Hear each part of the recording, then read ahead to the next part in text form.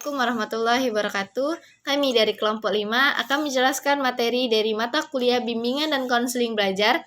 Di sini saya selaku moderator terlebih dahulu akan memperkenalkan nama saya. Nama saya Yani Kurniati dan juga saya akan mengenalkan nama rekan-rekan saya yang terdiri dari Damar Tutur Wijaksono, Yuriska Pragusma, Fadlina Mesya Putri.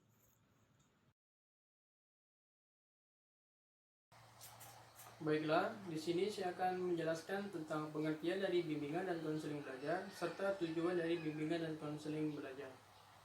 Yang pertama, pengertian dari bimbingan dan konseling belajar. Sebelumnya, bimbingan adalah proses bantuan yang diberikan pada konseli agar konseli mampu memahami dirinya dan pengarahan diri yang baik agar konseli bisa menyesuaikan diri dengan lingkungannya. Sedangkan konseling adalah proses bantuan yang diberikan kepada konseli agar konseli mampu memecahkan masalah-masalahnya dan tumbuh secara optimal sesuai dengan tugas-tugas perkembangannya. Lalu, bimbingan dan konseling belajar adalah proses bantuan yang diberikan kepada konseli agar konseli mampu belajar dengan optimal dan bisa menyesuaikan cara belajar dan memecahkan masalah-masalah yang berkaitan dengan belajar, serta mengembangkan suasana belajar yang kondusif agar tercapai keberhasilan belajar yang optimal sesuai dengan perkembangan ilmu, teknologi, kesenian untuk mempersiapkan diri pada jenjang pendidikan yang lebih tinggi. Dalam bimbingan dan konseling belajar terdapat 4 kawasan atau ruang lingkup. Yang pertama ada perkembangan dan penyesuaian diri atau pribadi dalam mengajar. Pada poin pertama ini terdapat beberapa aspek, yaitu yang pertama berkaitan dengan minat, kemampuan diri sendiri. Yang kedua, aktualisasi terhadap kemampuan sendiri. Yang ketiga, mengarahkan diri ke arah yang lebih baik. Yang keempat, mengurangi dan menghilangkan sikap yang tidak baik dalam belajar. Yang kedua, kemampuan dalam pendidikan dan penjurusan. Pada aspek ini terdapat 2 poin, yaitu yang pertama, memilih studi lanjut sesuai bakat dan minat, serta memilih jurusan sesuai dengan kondisi yang individu alami pada saat ini. Lalu yang kawasan atau ruang lingkup yang ketiga ada perkembangan dalam belajar. Pada kawasan atau ruang lingkup ini terdapat beberapa aspek, yaitu yang pertama adanya informasi mengenai sukses belajar. Yang kedua adanya informasi mengenai belajar dengan efisien.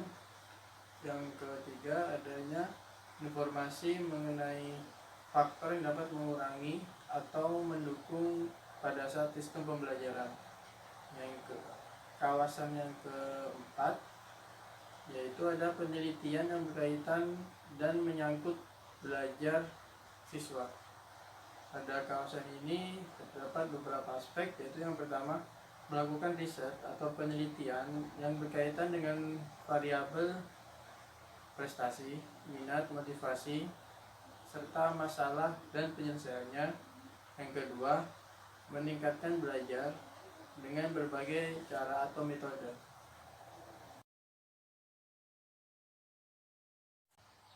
Sedangkan tujuan dari bimbingan dan konseling belajar adalah membantu siswa dalam mencapai keberhasilan belajar dan mengembangkan potensi siswa secara optimal dan memberi motivasi belajar sepanjang hayat melalui kebiasaan belajar yang positif dan kondusif sesuai dengan kemampuan, minat, dan kesempatan yang ada untuk mencapai tujuan dari perencanaan pendidikan dengan kesiapan mental agar siswa mampu belajar dengan mandiri.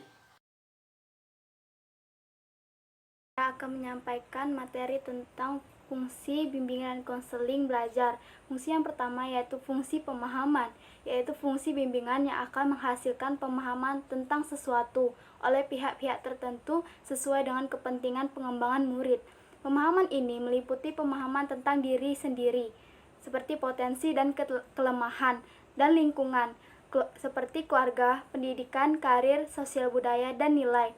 Yang kedua yaitu fungsi preventif, adalah bantuan yang diberikan kepada murid bertujuan agar murid terhindar dari berbagai masalah yang dapat menghambat perkembangannya.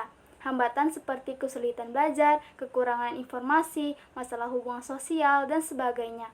Yang ketiga yaitu fungsi development, yaitu pelayanan yang diberikan dengan tujuan dapat membantu murid mengembangkan keseluruhan potensinya dengan terarah dan mantap. Yang terakhir yaitu fungsi kuratif, adalah layanan yang membantu murid untuk mengatasi masalah-masalah yang dihadapi, baik di lingkungan sekolah maupun di lingkungan di luar sekolah. Bantuan yang diberikan amat bergantung pada sifat masalahnya. Bentuknya dapat langsung berhadapan dengan siswa atau melalui pihak lain. Selanjutnya, materi tentang prinsip bimbingan dan konseling belajar. Prinsip-prinsip bimbingan belajar yaitu 1. Bimbingan belajar diberikan kepada semua siswa. Semua siswa baik yang pandai, cukup, ataupun kurang membutuhkan bimbingan dari guru, sebab secara potensial semua siswa bisa mempunyai masalah. Masalah yang dihadapi oleh siswa pandai berbeda dengan siswa cukup dan juga siswa kurang pandai. Yang kedua yaitu guru harus memahami kesulitan belajar siswa. Sebelum memberikan bantuan, guru terlebih dahulu harus berusaha memahami kesulitan yang dihadapi siswa, meneliti faktor-faktor yang melatar belakangi kesulitan tersebut. Setiap masalah atau kesulitan mempunyai latar belakang tertentu yang berbeda dengan masalah lain atau pada siswa yang lainnya. Yang ketiga yaitu bimbingan belajar yang diberikan harus disesuaikan. Bimbingan belajar yang diberikan guru hendaknya disesuaikan dengan masalah serta faktor-faktor yang melatar belakanginya. Bantuan hendaknya disesuaikan dengan jenis masalah serta tingkat kerumitan masalah. Yang keempat yaitu bimbingan belajar hendaknya menggunakan teknik yang bervariasi, karena perbedaan individual siswa, perbedaan jenis dan kerumitan masalah yang dihadapi siswa, perbedaan individu guru, serta kondisi sesaat, maka dalam memberikan bimbingan belajar, guru hendaknya menggunakan teknik bimbingan yang bervariasi. Yang kelima yaitu guru bekerja sama dengan staf sekolah lainnya. Bimbingan belajar merupakan tanggung jawab semua guru serta staf sekolah lainnya. Agar bimbingan berjalan efektif dan efisien, diperlukan kerjasama yang harmonis antara staf sekolah dalam membantu mengatasi kesulitan siswa. Yang keenam yaitu orang tua adalah pembimbing belajar siswa di rumah. Penanggung jawab utama siswa adalah orang tuanya, karena keterbatasan kemampuannya, orang tua melimpahkan sebagian dari tanggung jawabnya kepada sekolah. Tetapi tidak berarti mereka lepas sama sekali dari tanggung jawab tersebut. Orang tua dituntut untuk memberikan bimbingan belajar di rumah, agar ada keserasian antara bimbingan belajar yang diberikan guru di sekolah dengan orang tua di rumah, maka diperlukan kerjasama antara kedua belah pihak. Yang terakhir yaitu bimbingan belajar dapat dilakukan dalam situasi belajar di sekolah maupun di luar sekolah. Bimbingan belajar diberikan pada saat pelajaran berlangsung, yaitu saat mengerjakan tugas-tugas atau latihan, saat diskusi kelas, praktikum, dan lain-lain. Bimbingan juga dapat diberikan di luar jam pelajaran, sebelum pelajaran dimulai, setelah pelajaran selesai atau sore hari, di sekolah ataupun di rumah. Menjelaskan tentang preventif dan kuratif. Preventif yaitu penyelesaian masalah dengan mencegah sebelum terjadinya masalah. Contoh penerapan aturan yang ada di dalam sekolah, seperti kita memberi sanksi kepada anak yang telat datang ke sekolah, dan kita juga memberi hukuman kepada anak yang tidak mengumpulkan tugas pada tepat waktu. Sedangkan kuratif sendiri, kuratif yaitu tindakan yang diambil ketika seseorang telah melakukan penyimpangan sosial. Contoh penyimpangan sosial merupakan narkoba dan pergaulan bebas. Baiklah, selanjutnya saya akan melanjutkan materi tentang development BK Belajar. Development berarti pengembangan. Jadi, development BK Belajar adalah pengembangan BK Belajar. Dan ada dua pengembangan BK Belajar yang saya temui. Yang pertama adalah mengenal lebih dalam perspektif siswa. Setiap siswa memiliki kombinasi unik dari kekuatan, afinitas, dan kelemahan masing-masing. Dan kelemahan itu adalah suatu mahakarya yang dimilikinya. Pemimpin masa depan kami berpikir secara berbeda-beda, bekerja dengan cara berbeda atau masing-masing dan berbagai kekuatan dengan caranya masing-masing. Keragaman yang akan memungkinkan untuk memenuhi kebutuhan ekonomi global dan tenaga kerja di tahun-tahun mendatang. Pendidik memiliki hak dan tanggung jawab untuk memelihara pemikiran unik yang lahir dari ruang kelas atau sekolah. Satu, mungkin berpikir sekolah dan ruang kelas adalah galeri untuk mahakarya dan diberi kepercayaan untuk merawat anak didik yang melibatkan tidak hanya perlindungan, tetapi juga memelihara kesempatan untuk berkembang. Dengan cara yang sama juga, pendidik dan peserta didik dapat menghargai seni untuk kualitas yang unik. Kita juga bisa datang untuk menghargai peserta didik, belajar masing-masing dengan kekuatan, afinitas, dan kelemahan yang mempengaruhi bagaimana siswa terlibat dengan tuntutan sekolah. Dan yang kedua adalah membangun aset siswa. Pikiran tentang seorang siswa, dialah yang berjuang di sekolah. Apakah siswa melakukan itu dengan baik? Mungkin kekuatan siswa tidak pada akademik yang sebenarnya. Tetapi sebaliknya, pada kemampuan atletis, sosial, atau seni, mereka memiliki kemampuannya tersendiri. Mengumpulkan wawasan di luar sekolah juga, mereka dapat bekerja dan mengambil tanggung jawab di rumahnya. Refleksi manajemen waktu yang tepat, atau berpartisipasi dalam kegiatan masyarakat yang membangun hubungan secara langsung dengan kekuatan siswa.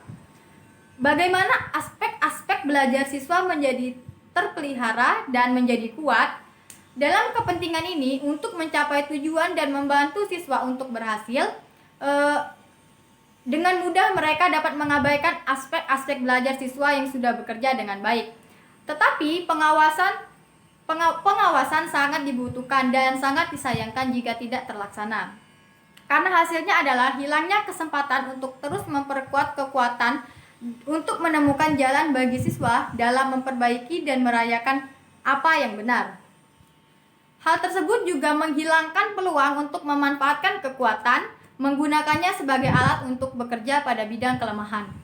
Itulah penyampaian materi dari kelompok kami. Apabila ada kata-kata yang salah dalam pengucapan ataupun penyampaian materinya, saya selaku moderator memohon maaf. Kepada Allah saya mohon ampun. Saya akhiri, wabillahi taufiq wal hidayah. Wassalamualaikum warahmatullahi wabarakatuh.